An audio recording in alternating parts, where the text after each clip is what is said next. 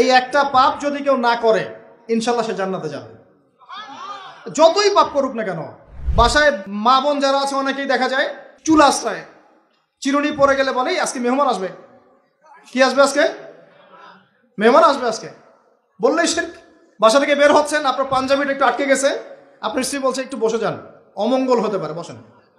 বাস মুশরিক, শিরক হয়ে গেল। মুসলিম সমাজে রন্ধ্রে রন্ধ্রে শিরক। এখন রাস্তাঘাটে উঠতে বসতে পেপার পত্রিকা খুললেই শিরক। পেপার খুলবেন রাশিফল, সিংহ রাশি কন্যা রাশি, দিনটা কেমন যাবে বিশ্বাস করলেই মুশরিক হয়ে যাবে। রাস্তার পাশে টিয়া পাখি দিয়ে ভাগ্য পরীক্ষা করছে, হাতটা দেখে দেন তো ভাই কি আছে, বললেই শিরক হয়ে যাবে। আংটি বিক্রি করছে, আংটি পরলে রোগ ভালো হবে, হাতে দিল রোগ ভালো হবে এই উদ্দেশ্যে, মুশরিক। হাতে দিয়েছে রোগ ভালো হবে, আমার ডায়াবেটিস ভালো হয়ে যাবে, বিসমিল্লাহ, ব্যাস মুশরিক, নাউজুবিল্লাহ। এই আকীদা নিয়ে পড়লেই মুশরিক। মুসলিম সমাজে অহরহ শিরক আছে। আর আবু জেহেলের যুগে কি ছিল ভাই? আবু জেহেলের যুগে অনেকদিন বলেছি মেজর 5টা সমস্যা ছিল। কয়টা?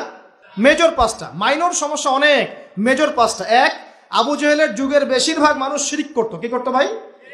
লাত, উজ্জা, হবল, মানাত এইসব মূর্তির পূজা করতো। এখন হয়তো মুসলিম সমাজে এটা নাই ঠিকই, কিন্তু মুসলিমরা এখন কবর মাজার পূজায় শুরু করেছে, করে নাই? মুসলিমরাও এখন নেক্সট সুরতে ধোকা খাচ্ছে। শিরক তো আমাদের সমাজে চলছে। শিরক কি হয় কেন আমি লেকচার দিয়েছি, দেখবেন মুসলিম সমাজে কত শিরক চলছে।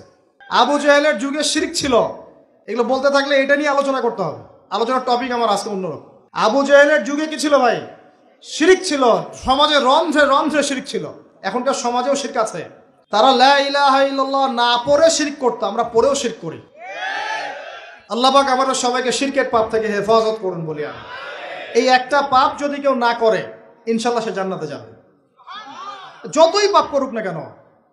জেনা করেছে, মদ খেয়েছে, মিথ্যা বলেছে, অনেক কিছু করেছে, শুধু শিরকের পাপ করে নাই, আল্লাহ তাকে মাফ করে দিবেন ইনশাল্লাহ। বিশ্বাস করলেন না কথাটা? নবীজি বলেছেন এই উম্মতের যে কোনো ব্যক্তি যতই পাপ করুক না কেন আল্লাহ পাক সমস্ত পাপ মাফ করতে পারেন, কিন্তু শিরকের গুনাহ আল্লাহ পাক মাফ করবেন। তওবা করে যদি মারা না যায় মাফ করবেন না। একটা এক্সাম্পল দিয়ে বোঝাচ্ছি, তাহলে ক্লিয়ার হয়ে যাবে। মনে করেন কেউ একজন জেনা করেছে, তওবা করার সুযোগ হয় নাই, মারা গেছে, নাউজুবিল্লাহ। এখন আল্লাহ পাক কিয়ামতের মাঠে এই জেনার পাপটা মাফ করে দিতে পারেন, যদিও সে তওবা করে নাই। আল্লাহ পাক এই পাপটাও মাফ করতে পারেন। কিন্তু একজন ব্যক্তি শিরক করেছে, তওবা করে নাই, কিন্তু এই অবস্থায় যদি কাল কিয়ামতের মাঠে আল্লাহর সাথে সাক্ষাৎ করে, আল্লাহ তার গুনাহ মাফ করবে না।